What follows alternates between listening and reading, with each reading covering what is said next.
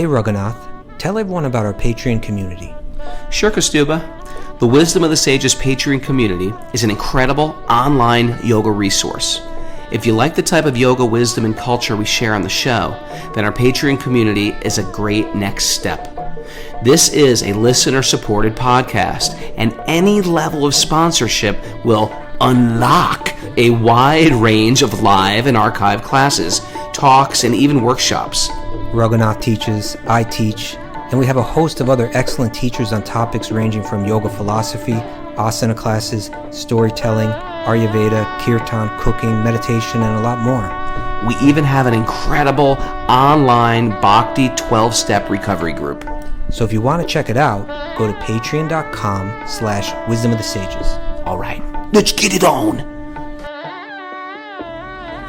Om Namo Bhagavate Vasudevaya. Om Namo Bhagavate Vasudevaya. Om Namo Bhagavate Vasudevaya.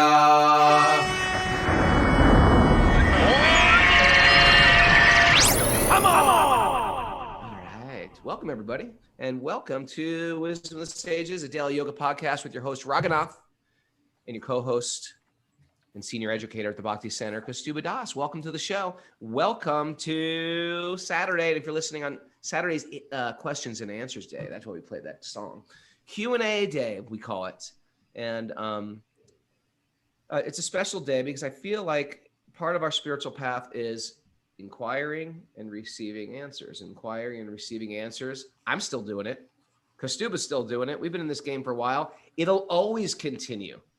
Matter of fact, the book we're studying Monday through Friday is doing it too. The whole book is a book of questions and answers, but they're the most important questions of life. Sometimes I waste my time with trivial questions, trite questions, the minutia of life.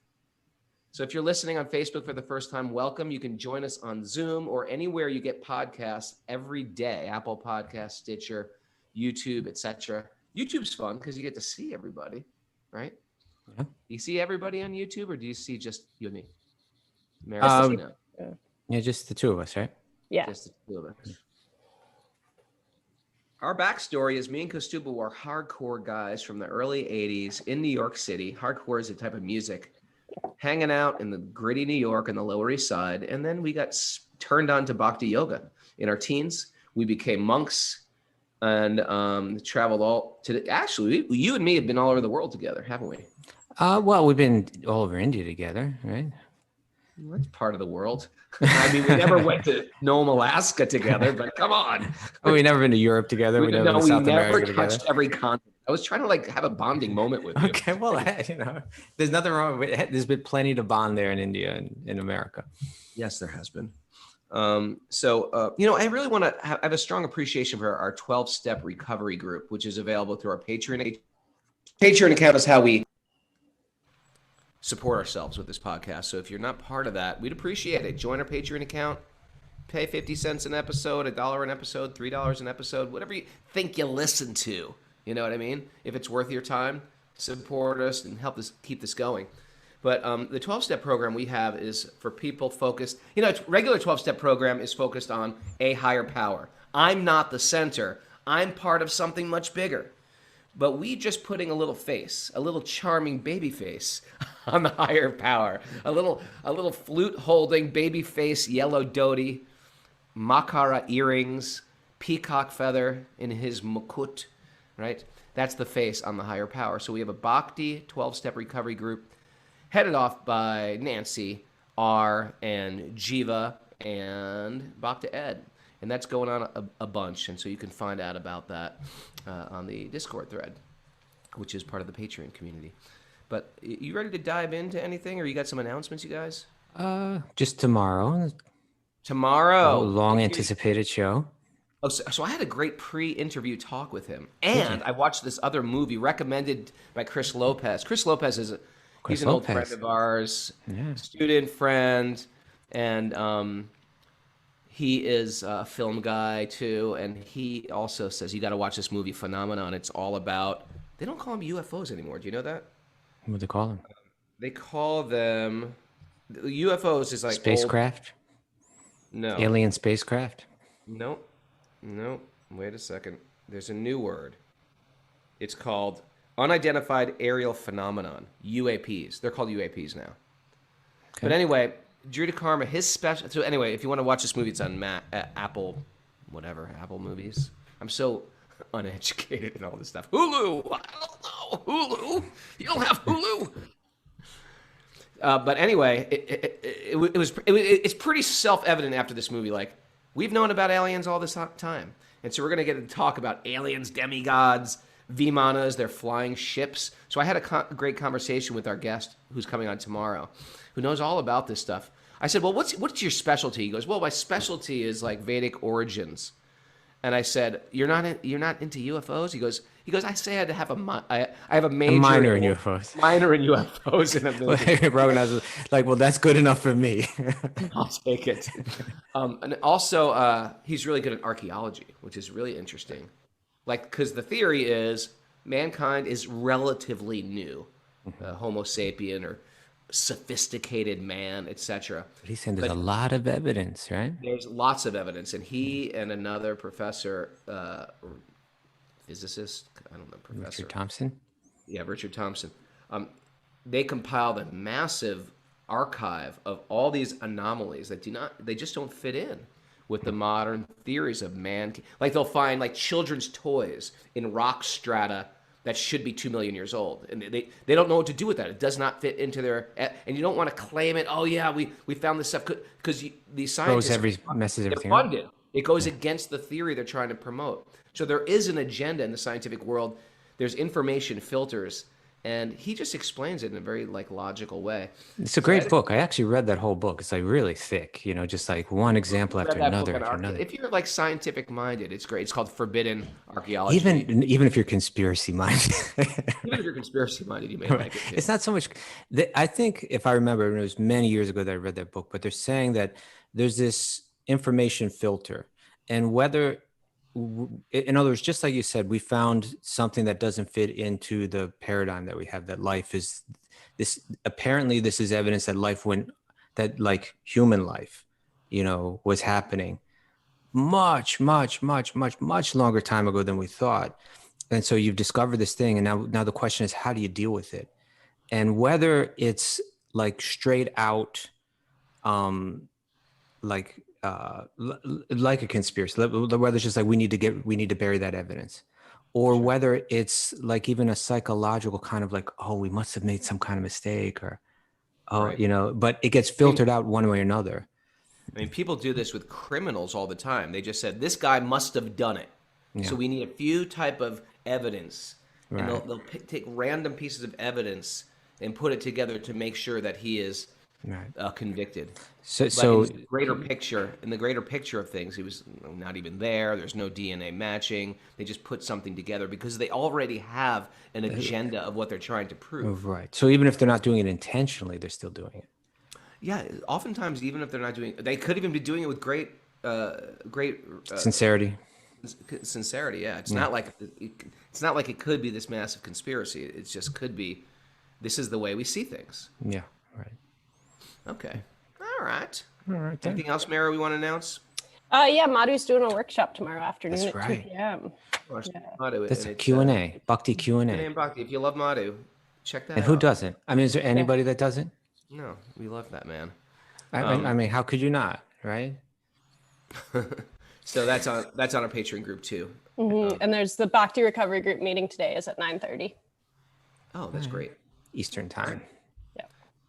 And I'm back to teaching yoga, man. Tomorrow morning, 10 a.m. I'm teaching.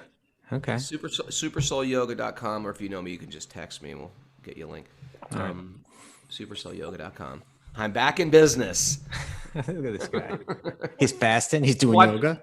I'm fasting and I've taken a break. I took a break. My schedule this year was so incredibly packed.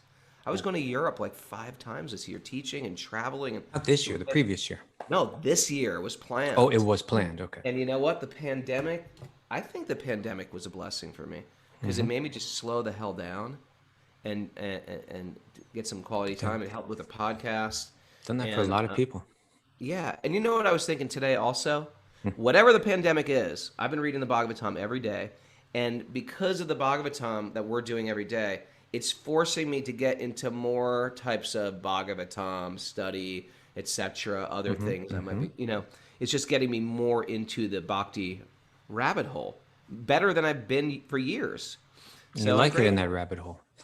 It's a fun rabbit. It's a you like it down there. It's a rabbit hole. Lots of goodies in that rabbit hole. All right, let's get to the questions. You ready? Oh, yeah. It's actually the first question for me. I gotta thank Jala Cleanse, jalacleanse.com for doing my colonic yesterday. And then enough information about the colonic. But you're looking like you've been dying to talk about it. Eager had it go. Krishna Kumari, she's like a wizard, a wizardess. Okay. She's amazing. I think the best colonic I've ever had. Good for you. Unbelievable. Good for you. Okay, ready? I got emotions coming out of me. That's what's coming out of me. Lock them in. Hold them. I try to. Don't let them out. At least not for the show. Keep them in for the show. All right, so let's get into our questions, my friend. Okay. I think you get the first one's for me. You're first, man. This is anonymous because by the way, if you want to write in a question, you can. If you want to keep it anonymous, you can. That's no problem. We just write anonymous. Yeah. I get it. I'm one of the others. There are others out there, man. Chris Lopez isn't. He goes, I go, do you even listen to the show? Because I haven't talked to him in months. He's like, I listen every day. He's another. It's like others, man. They're mysterious. Yeah. I'm one of the others who occasionally listens to the show. Oh, he's an occasional other.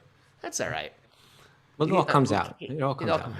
Who occasionally listens to the show as something that centers and activates my mind and keeps my spiritual being in a good place. Plus, it is just nice to hear good people both searching and teaching about spiritual life. Well, thank you, Mr. Anonymous. Thank you. My partner has become serious devotee and has truly started to connect deeply with Krishna and the Bhakti path. Okay.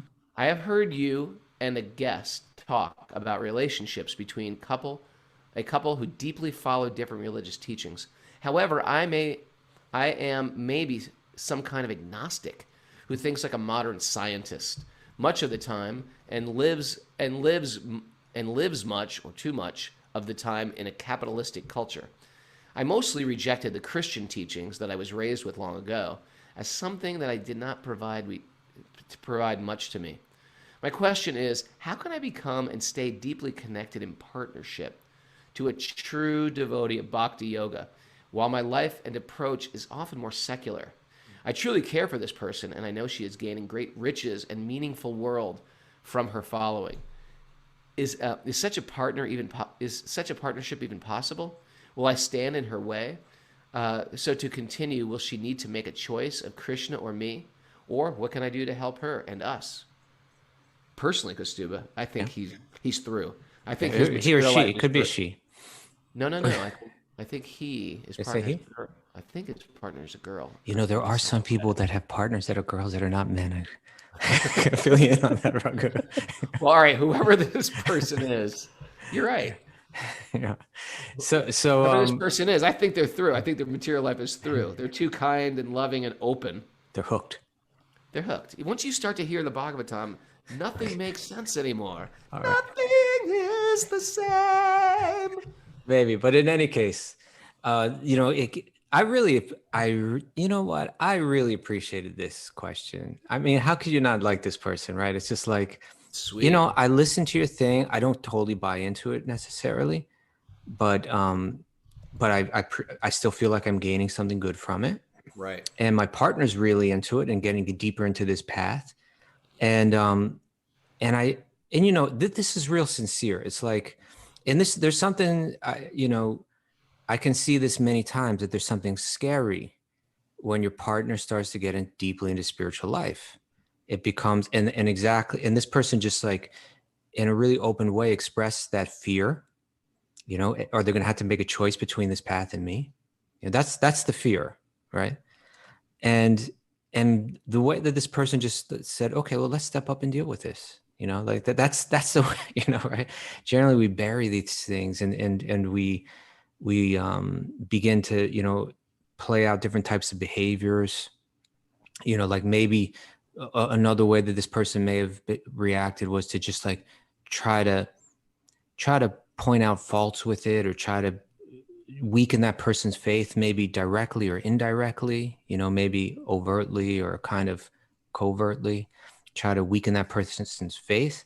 And as they're doing that, then they actually are creating this kind of tension, But this person was just like, no, I really care about this person. I want to be with this person. And what do I need to keep in mind? Is it possible that this will work? And what do I need to keep in mind to help this person? I think that's very mature, right? You with me, Roga? You're muted over there. Let's unmute. I'm asking you to unmute. There you go. Sorry about that, brother. No. Isn't it nice though? Yeah, it's incredible. Okay. Like that. So I'll say this first to the question, like, is such a partnership even possible? It's definitely possible. I've seen it. There are people that I know that are really into their path, really transforming their lives, that have partners that not only do not share their faith, but don't even necessarily have any faith. And there's, I thought, let me reach out to those because, like my wife is very much on the same path as me, as was before I met her. I said, why don't I reach out to someone who has a similar kind of circumstance? And so, you know who I reached out to? Who? Zoomer, regular listener, friend of you and I, Jamuna Jaya. Jamuna Jaya, that's right. Yeah. Perhaps one of the world's greatest dancers. Probably, yeah. Professional. Fred Astaire, Jamuna Jaya.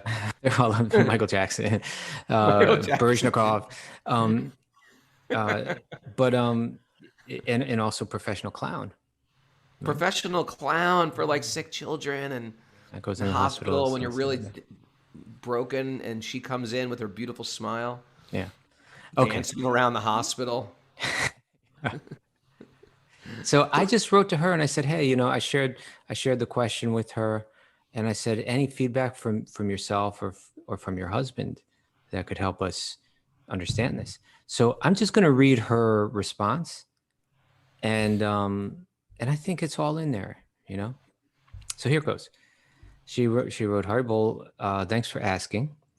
She said, for Jimmy and I, that Jimmy is her husband, really nice guy too. For Jimmy and I, it's a matter of respect and love. Jimmy always knew I was looking for a spiritual path. We've been together since I was pretty young. It was actually him who said, when he saw some devotees on Harinam doing kirtan in public, it was actually him who said, those look like your kind of people. Because of his love for me, he is happy that I have found a path. And while he doesn't go to programs with me, he is proud that I have found a path that feeds my soul. Okay. He is not threatened by the amount of time I spend on my spiritual life. And I think that is due to his love for me and for the fact that I have never pushed anything on him. If he asks a question, I answer it, but I don't overtly preach to him. This person in the letter seems very sweet, and it seems clear that he loves his partner as long as he respects her path and gives her space to pursue it. Then he won't hold her back. So maybe that's the answer to the question right here, right? If you really love this person, and if you really respect them and you respect their path, you can give them space to pursue it. And if you can do that, you won't be holding them back, even if you don't share it. The very fact that he is asking these questions shows that he wants the best for her. In my relationship, I make room for the fact that my husband isn't a devotee. There are things I may miss, programs or kirtans that I'm not at, because that is the time for us to be together doing something he is really passionate about. I don't feel like he is holding me back when that happens. I'm happy to make him happy. He who I know loves me, he who I know Krishna gave to me as a gift to care for. Would my life be different if my husband was a devotee? Not that much. I do puja at my altar. I offer food. I do my rounds. I listen to a ton of classes. There are pictures of Krishna all over our apartment. I took initiation. All of my friends are devotees. Not a lot would be different. He has not held me back. On the contrary, the way he loves me is a model for how I should love how I should show love to Krishna's beautiful child that I have the honor to care for. In short, respect and love make it work. Wow, that was a lot. Hope there is something you can use there. I used the whole thing. Yeah, we use the Thank whole you.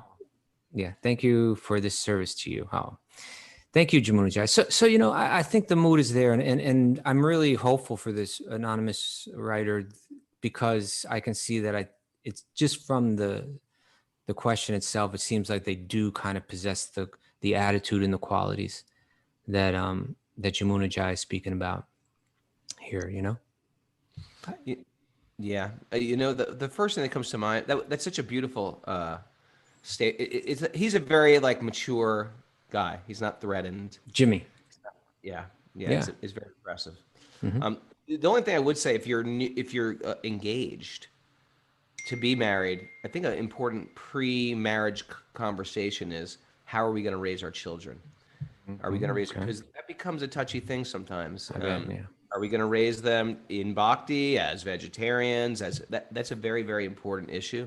So yeah, it's beautiful what he said, but this is not every guy is going to be as mature. That's an incredibly mature. And there are no children in that. And there are no children in that too. But point. In that relationship, it'd probably work out good. But truthfully, the person, I'm going to say person because I have no clue, the gender, it doesn't really make a difference. It seems that this person is incredibly broad-minded as well. I guess if you're incredibly broad-minded, liberal, and loving, you got a lot of pluses on your side in life. You do. Okay. I hope that's been helpful. Great research. Yeah, I reached out there to the Wisdom of the Sages community. Yeah. All right, you ready? Hit me with your best shot. Okay. You see what's happening here? You see, Mara, what's going on? You know what? I reintroduced a little bit of sugar. You see, I could tell. Just a little bit. Well, that's all it took. I had like 7 days of just water and disgusting celery juice. I was like, at the beginning, I was like, I'm so psyched for celery juice. Now I'm like, I hate celery juice. So I had a little bit of carrot juice and a little bit of, and my wife squeezed this. We had all these fresh apples from the orchard, so she squeezed them. Man, I was like, apple juice, forget it. A little bit of that apple juice, honey. She's like, good. I mixed it with some cabbage, and I was like, no.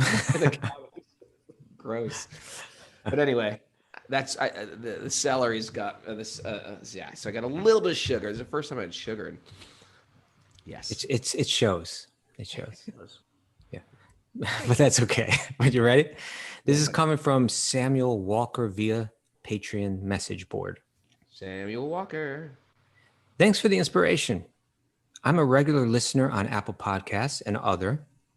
I've been working as a guitarist, jazz and musical theater for many years, and recently began wearing hearing aids because of tinnitus. Because of tinnitus. Yeah, he says I have to check out The Sound of Metal after Raghunath mentioned it yesterday. Yeah, wow. Okay. Any suggestions? So now I guess he's saying my hearing's going. I better get good at reading, right? So he's saying any suggestions for better reading? This is so important, right? Any suggestions for better reading, especially comprehending and retaining it? I have a hard time sitting alone and reading Srila Prabhupada's books, especially heavy philosophy or technical sections like the descriptions of the universe in the 5th canto. I do better reading aloud to my wife, but that's not always possible. I do better with Krishna book or the Lilamrita. The Lilamrita is the biography of Srila Prabhupada. So can you help, Samuel? Any ideas about reading techniques? He is me. Samuel is me. Did he address this to me or both of us? Because this is my brain. I didn't mention. I'm a lousy reader. I used to read a lot as a kid. I always read. Yeah. Just can't read anymore. I either don't have time or I can't sit still. All my hearing. By the way, Samuel, do not lose your hearing. Do not lose your hearing. It's one of the 7. I don't think he wants to. Are you saying protect your ears from this point on? You're saying. Yeah, you gotta take care of it as much as you can, yeah. and listen to audio. Listen to audio. Listen to audiobooks. You got the Ramayana, you got the Mahabharata, you got thousands and thousands of YouTube lectures. And truthfully, we're here. We were sent to you. Wisdom of the Sages is here for you, especially because we're trying The to like. aliens dropped you off. No, I'm just feeling like we're trying to make the Bhagavatam more accessible. You know what I mean? That was one of our like mission statements, unwritten mission statements, that we want the Bhagavatam to be accessible for all, and we're going to do it in a light way, a fun way, but still go deep with it. So I feel like Wisdom of the Sages was sent for him because it's sort of fun, funny, deep, sobering, sad, happy. It's all those things like, you know, like people want in quote entertainment, but we're reading the Bhagavatam actually. So maybe Wisdom of the Sage is exactly for you, and also podcasts or lectures is the way I'd go, or audiobooks. Get that Mahabharata by Krishna Dharma audiobook available on Audible.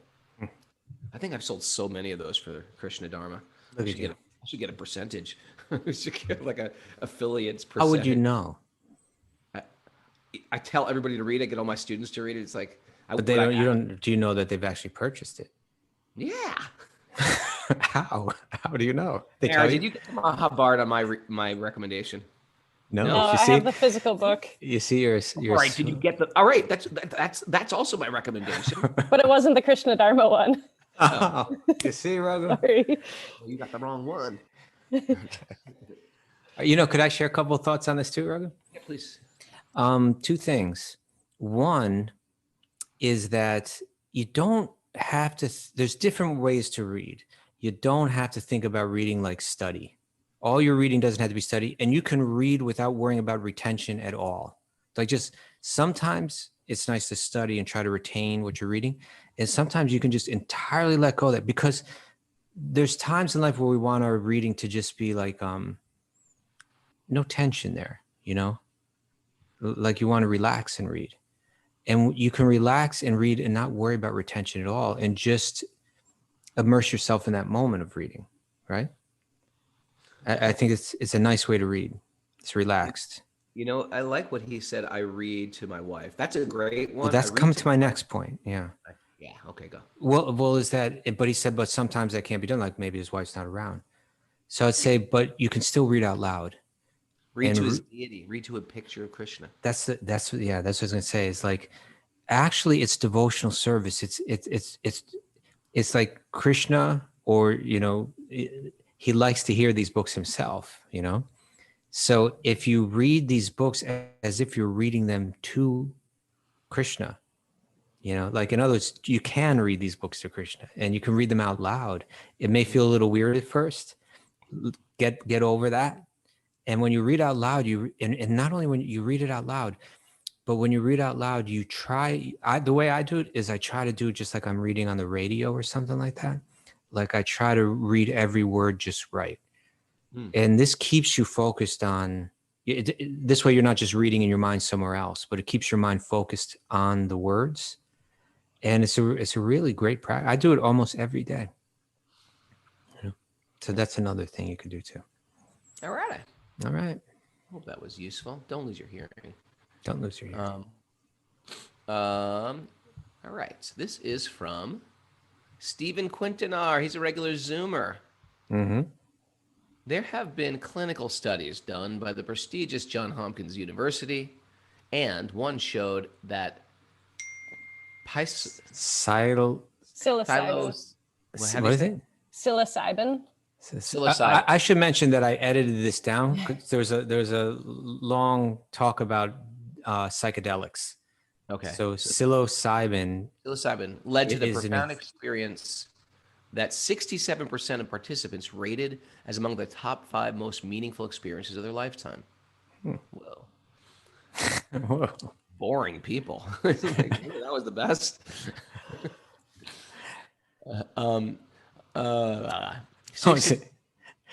Now he's going to say that he's had similar experience himself. So he's not a boring person. That doesn't make some. Based on stories from those who have tried psychedelics and my own experiences, I say I agree. Sorry about that. Sorry about that, Steve. A common effect of psychedelics is hallucinations, but it is more like our perceptions and senses are being stimulated and altered in such a way that allows a higher state of consciousness. Users often describe beautiful spectrums of colors, increased sense of a euphoria, and afterwards an intense new outlook on life or certain aspects of existence. Commonly, users experience intense feelings of love and a sense of oneness with the universe.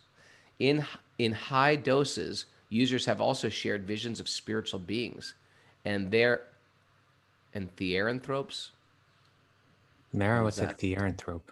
Well, I'm looking it up now. It says Thrope means it thank you. combines the form of an animal with that of a man. Oh, Oh, okay.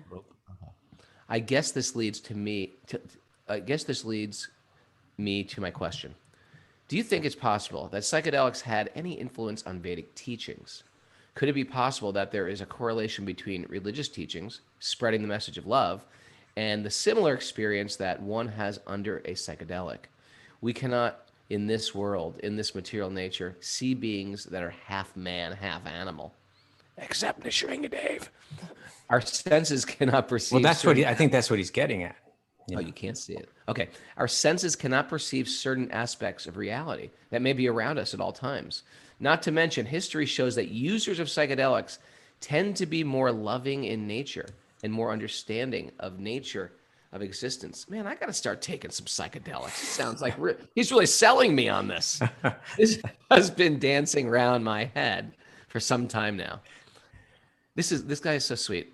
Please understand, I mean no disrespect to any beliefs or individuals. These are just honest thoughts and questions that I am seeking some feedback on.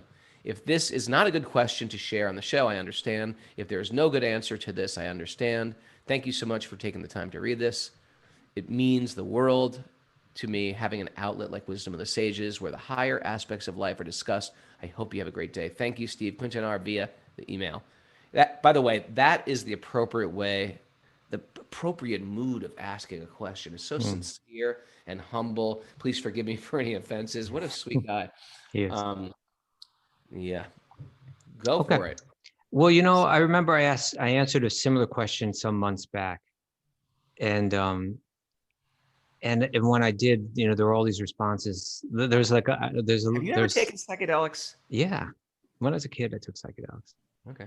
Took LSD, mushrooms, ecstasy. Really? I mean, those are the psychedelics I took. There's a lot of other things too, but yeah. So I have some experience, and I'm going to speak not from my own experience. How old were From you? first time, Yeah, first time. I'm not sure, but About.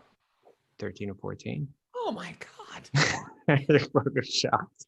What do you? Come on, man. What do you think I was doing those years? Maybe 14, probably 14. So I'm going to speak from my experience from doing not only taking psychedelics, but my experience in that world, like knowing people that took psychedelics, and being around people that are taking psychedelics. I mean, I grew up in the parks in New York City. It was like that stuff there's always that culture was right there, Yeah. And so, but also from my experience from Bhakti, from the path of Bhakti, my studies of Bhakti, and my experience with spiritual people. And the point that I was making is last time I answered this, I got a lot of blowback. Like people saying, well, what about this, man? And what about that? And I'm saying, hey, this person's asking for my opinion. I'm going to give you my opinion, and if you have a different opinion, that's fine too, but I'm going to give you my opinion.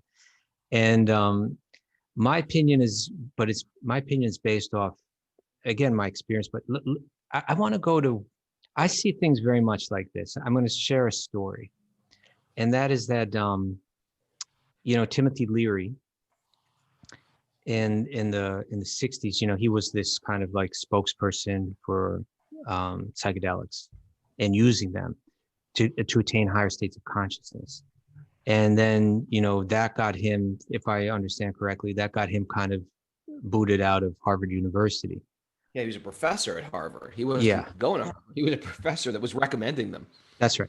And so then he started in Millbrook, New York. He started like a LSD commune. Yeah. And at that time, that was at the same time Prabhupada was at 26 Second Avenue. So in 1966 or so, maybe 65, 65, 66. And a group of those followers of Timothy Leary came to 26 Second Avenue, and they were getting into the kirtan, kind of like to see what kind of high they could get off of it. And then they asked questions about LSD to Prabhupada. And his answer was that to realize God was not so easy or cheap that one could do it just by taking a pill. And I think that there's a lot of wisdom in that right there. Like if you just really focus in on that, we have a tendency to take things cheaply, to try to make shortcuts, etc. But my belief is that spiritual life is something that really requires a massive change of heart, and in a deep willingness to sacrifice, and a lot of patience. Now, I'm not saying that the use of psychedelics can't do some of the things that people claim they do, and especially what I think they do is they can give you another perspective. They can shift the perspective. They can expand a perspective. Which is huge. It is in one sense it's huge. A perspective when but I think there's other ways you can do that. I'll give you an example. Okay, here's a way to shift perspective. The Octopus movie, right? Yeah, it shifted my perspective. Did it shift your perspective? Yeah. Not first of all, it's the most psychedelic thing you can imagine, right? But you for instance, if I were to read you a pastime from Mahabharata that talked about a person that could shift their shape, that could change their color, that could the things that octopus can do, it can camouflage itself. It has 3 ways of camouflage. Right? It can change its color. It can actually change its color and create all kind of patterns on its own skin. Yeah. Imagine swimming with that octopus while on acid. You see where you don't have to be on. My point is, you don't need to be on acid. You can go right down there and swim with that octopus. Right? And saying it with embellish. that's a typical acid head. Wait, imagine doing it on acid. But yeah. So it can also change its bodily texture, right? It can have its arm cut off and a new arm grows right back. Now, if you read that, the demon had its head cut off and a new head grew on top of it, we all say, oh, this is impossible, it's mythology. But the octopus actually does that, right? It regenerates its limbs. Yeah, it was pretty cool. Regenerates its leg, right? Yeah, that sounds like an impossible thing. But you know what? This is my point, is that this guy lives on the bank of this ocean. And I'm sure like a lot of other people do, but they don't go swimming down there in that kelp forest or whatever they call it, right? But as soon as you go down there, you see that right next door to me is a whole nother universe that I move around entirely unaware of, right? And by studying that universe, I can learn a lot about myself. I can learn a lot about the universe, and ultimately I can learn a lot about God. I can see that, even if he jumps, he takes a few steps, jumps into the ocean, and he sees another universe with creatures that are doing mystical and mysterious things, and even if he could go further, if you could take a microscope into that universe, you're going to find another universe. You're with me? And that makes you think, well, maybe I am just in one small universe amongst many, many, many, that's what acid does. At least that's what my experience was. It gets you thinking about, it shakes you out of your little world and makes you realize on one level I'm huge, on one level I'm tiny. Now, my point is that Bhagavatam does that too. You can read Bhagavatam and it does, if you open your mind, right? If you open your mind, Bhagavatam will do that for you, but it'll do it, in my opinion, it'll do it for you in a way that's more genuine, more lasting, more valuable, and based on truth, not based on speculation. Because my acid trip can lead me in 1,000 different directions, but Bhagavatam is going to keep leading you to always towards truth. Now this is another really important thing I want to share too, is that spiritual life isn't just about seeing things differently, but it's about a change of heart. It's not only about like a higher state of perception, but it requires a higher state of character. That's, that idea is behind this all along, that not the deepest truth is realized when your character is pure, right? So spiritual life has a lot to do with purifying one's character. It means we spoke about this the other day, having a mind and heart that are very pure. And then the most far out and psychedelic things will happen. The most beautiful, mind-blowing things is that Krishna will reside in your mind and in your heart. But there's no cheap way to get there. You actually have to purify your mind and heart. It doesn't last. It doesn't last. And you could have a bad trip. That's there too. I had a friend in high school. He took acid. Had a bad trip, you don't say. He walked in front of a train. Oh, that's terrible. Yeah. It was horrible. That's a very bad trip. Very good friend of mine. And it was one of these things. It's like, and I could imagine under that paradigm, like, what is the meaning? There is no meaning. Or so you could get some existential state perhaps, or the train is not real and I'm not real. And you walk in front of Right. Yeah. But and not only that, but I'll just throw this out there. My experience, and this is again, kind of growing up in the New York drug culture. What I saw, even what I realized as a teenager, was that people that did a lot of psychedelics, I saw them get jaded. Yeah. I saw their minds get jaded, that was my experience. I saw like a cynicism grow in them from it. But let me share this. Look at the what we just read in Bhagavatam this past week. Okay, you have Lord Brahma. He gets the ultimate psychedelic vision. He sees Vaikuntha, right? But how did he get there? He didn't take a drug, It was the sincerity of his intention and the determination of his practice. And then that brought about the grace or the mercy of Lord Vishnu. And this, in my mind, this is a genuine formula for spiritual experience. And just taking a pill is not, it won't grant you this. So I'm going to just read just a little bit, if it's all right, from what we read this past week. And this is verse 294. It says, O king, the personality of God, being very much pleased with Lord Brahma because of his non-deceptive penance in Bhakti-yoga, presented his eternal transcendental form before Brahma. And that is the objective goal of purifying the conditioned soul. So he had his method of spirituality. He did in other words, the intention, non-deceptive spiritual practice. His motive was entirely pure. He wasn't trying to get something for himself.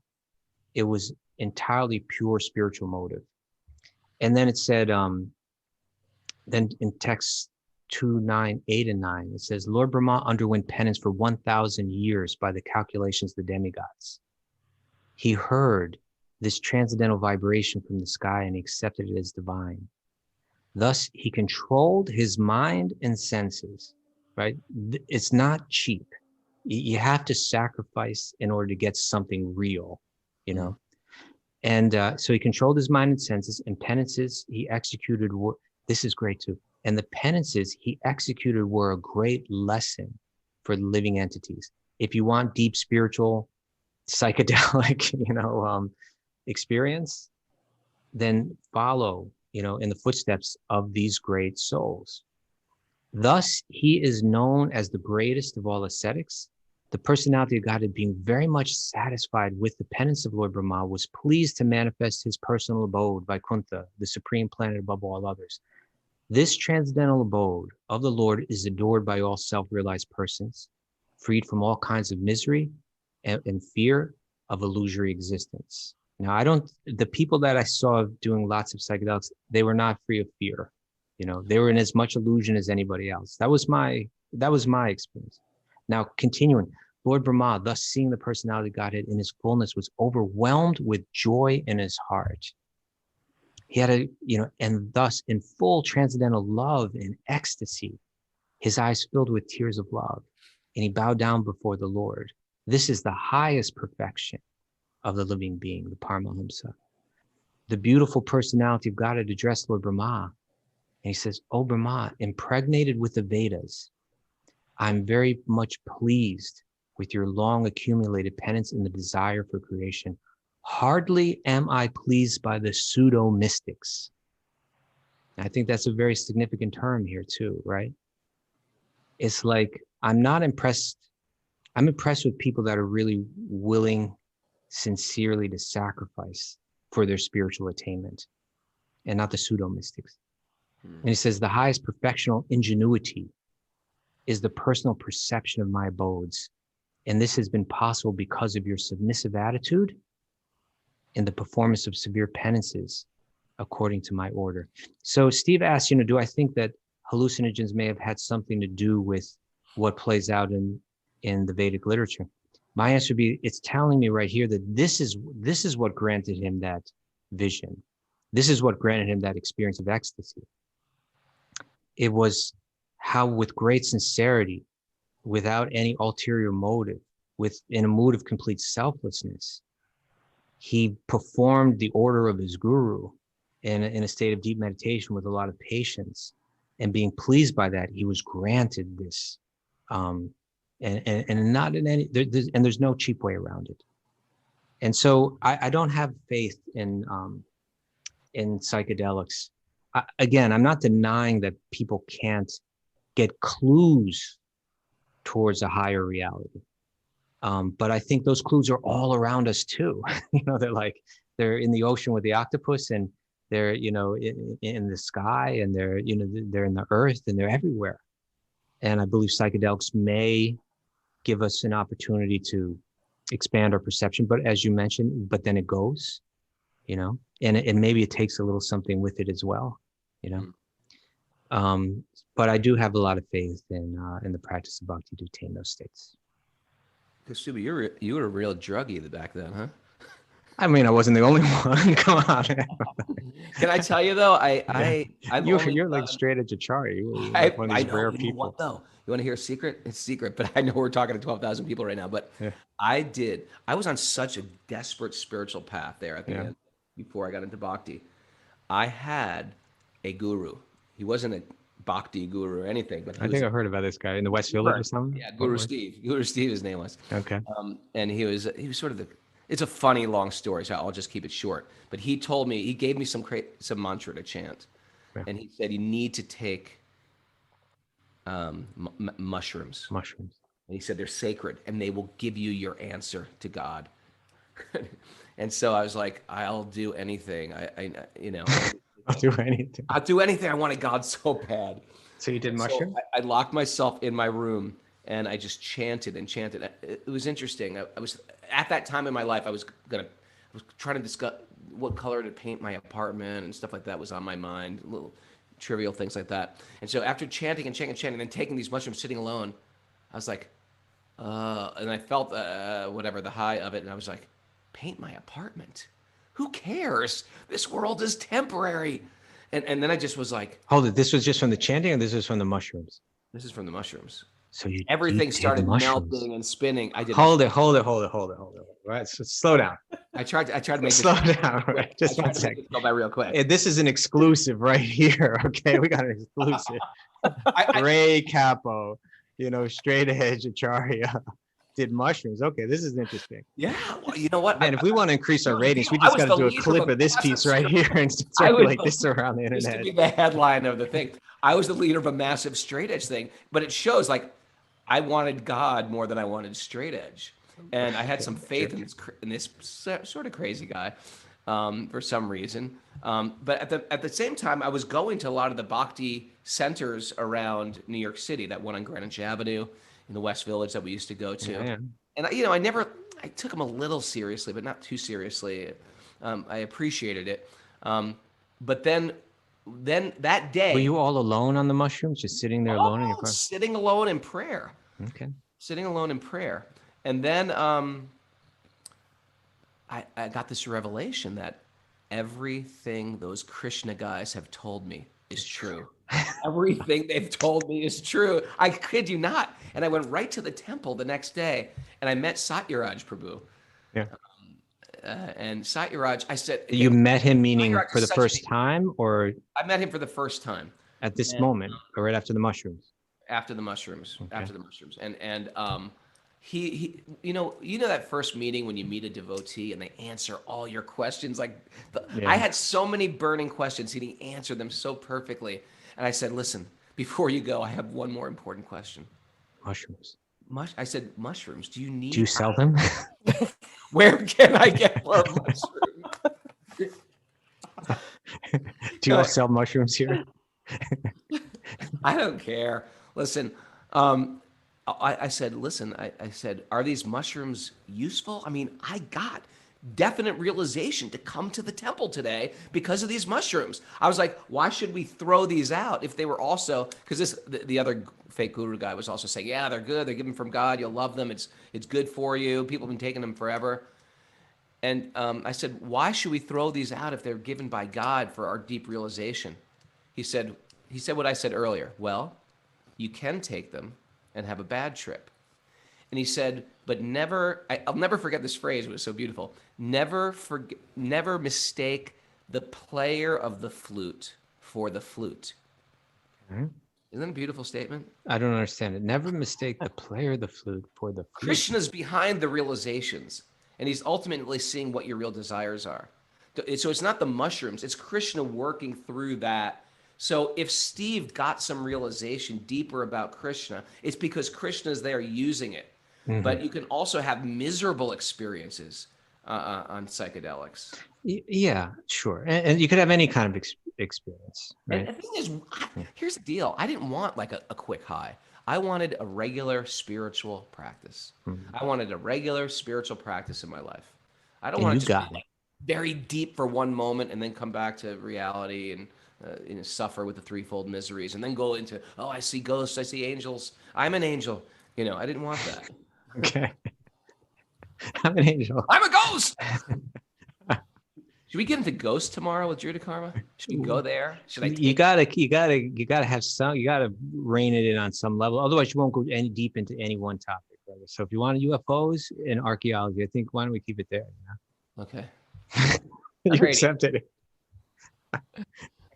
Okay. I got a question for you. From You ready? Mohan. Mohan Paudel. Odell. I thought this maybe this Mohan Panda. Could it be Mohan Panda? No. I don't think so. He says, this is for Raghu. I have recently started chanting Maha Mantra a couple rounds a day. I don't think it's Mohan Panda. He says, I chant only in the morning. So far, I have been forcing myself to chant. It sucks to force myself to chant. Yeah, it does suck. I am just wondering, will there be a time when one looks forward to chanting? Or is it like this lifelong? I'm guessing it's probably different for different people. You guys are amazing. I'm listening to the podcast almost every day. Thank you so much. It changes. Mohan, good question. It changes. It changes, and then it changes back. And then it changes, and then it changes back. And what's happening is Krishna's I say this every week. Krishna gets you in, you're hooked on the drug. And he gets you in, and then you get some sweetness from it. You get one day like, oh my God, those rounds were so deep. And then he disappears. The sweetness gets taken away. And then you're like, what am I doing wrong? I got to chant more. Or you say, maybe it doesn't work. Maybe I can concoct this. Who are these guys anyway? I much prefer sense gratification. What are they talking about? And then all of a sudden, you go back to your chanting japa. So Krishna is trying to lure us deeper and deeper and deeper out of the material world. Truthfully, every time, Krishna's always sending us regular messages, time to upgrade our what's the computer thing called? The operating system. Time to operate it. You gotta download the new operating software. But sometimes we're hitting like never see this message again. Krishna is always asking us to upgrade. And to the degree that we get into bhakti, you're gonna find Krishna is saying, go deeper. Go deeper. Krishna's gonna say, jump this high, and you're gonna jump that high, and then he's gonna say, okay, actually, I meant jump this high. Oh, what? Come on, Krishna.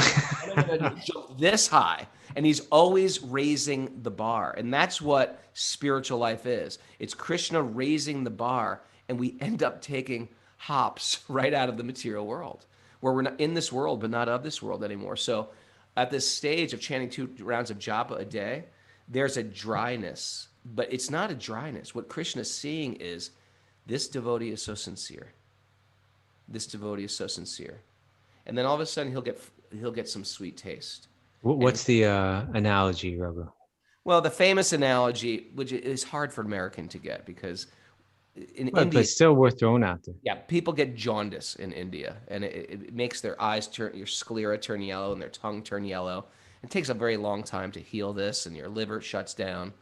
But this is the Vedic example. They say to cure jaundice, you got to suck on sugar candy, and even the sugar candy will taste. Everything tastes bitter, including the sugar sugar. candy. Did you know that sugar? It's like the type of like Ayurvedic.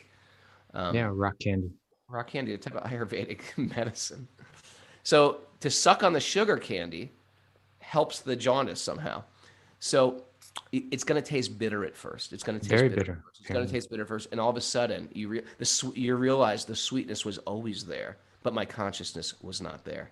The sweetness, but The point is, as you return to a healthy state, right. it begins to taste sweet. And As so you similarly as when you chant, in the beginning it may be bitter, but as you develop spiritually, that same chanting, you'll realize that it was sweet all along, but I just wasn't tasting it. Anybody who likes to jog or does martial arts or jujitsu, or you go jog for the first time, it stinks. You jog after 8 days, 9 days in a row, and you're really like, actually, I love this. You Try some mushrooms and jogging, and then you're really any type of like a physical exercise, you know what I mean? At first, it's like so bitter for a lot of people. I don't want to do that. And all of a sudden they can't stop eating healthy, becoming a vegetarian. Anything that upgrades our system is always bitter at the beginning and sweet at the end. And the things that degrade us are generally sweet at the beginning and very bitter at the end. And the holy name is even beyond that, though, right? It's like, yeah, the holy name becomes this whole thing. Like, I wish I had thousands of tongues. I can't believe I only have one tongue. It sucks. It sucks having one tongue just to chant the holy name with one mouth. Yeah. Yeah. All right. Careful what you desire. Come back with many, many tongues. It's 9 o'clock, Raghu. Do we go on? What do we do? What time is it? 9. 9. We can wrap it up here and get these next questions next week as well. Maybe we shouldn't push people. Yeah, right. Maybe we should just take it easy here. Take it easy. I've got a big show tomorrow. Saturday, everybody on Zoom tomorrow. Yeah, write your questions in for our guest tomorrow. About ghosts, about UFOs, about flying machines, about shape shifting, about evolution, about what else? Origins of the universe. I'm going to also talk to him about Vedic cosmology and how the disks, the planetary systems are in disks, and the Earth planet, and what's up on. Do the other planets go through Kali Yuga as well? And what is hell like? To describe hell. So you just want to touch on a million subjects and not go deep into any of them. But that's a valid way to go. I'm not saying that's necessarily wrong, but you got to make a choice. Might move in with him for a week. Daddy, will you tell me more? Thanks everybody for joining us. I love Saturdays. Sleep in Saturdays. You're good. Watch that movie Phenomenon too on Apple. I'm gonna finish the octopus one today, I think.